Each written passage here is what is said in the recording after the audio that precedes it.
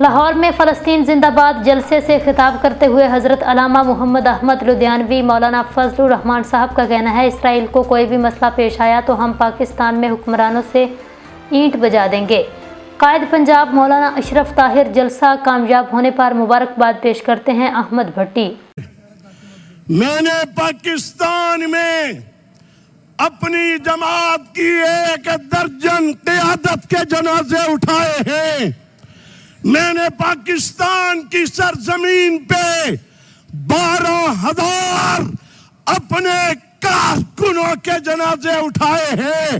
اگر اس ملک میں ہم اصحاب پیغمبر کی ناموس کی حفاظت کے لیے اتنی بڑی قربانی دے سکتے ہیں تو ارض مقدس جہاں جناب رسول اللہ صلی اللہ علیہ وسلم نے 1,44,000 انبیاء کو نماز کی امامت کروائی، بس ہمیں راستہ مل جائے، ایمانداری سے ہم تڑپ رہے ہیں، ہم اس وقت کے انتظار میں ہیں اس قبلہ اول کی آزادی کے لیے، بس راستہ اشارہ ملتا جائے۔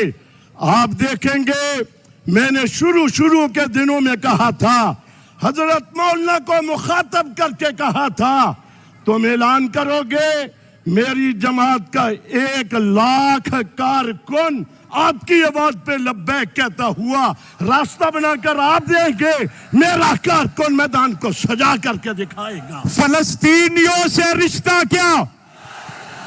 فلسطینیوں سے رشتہ کیا؟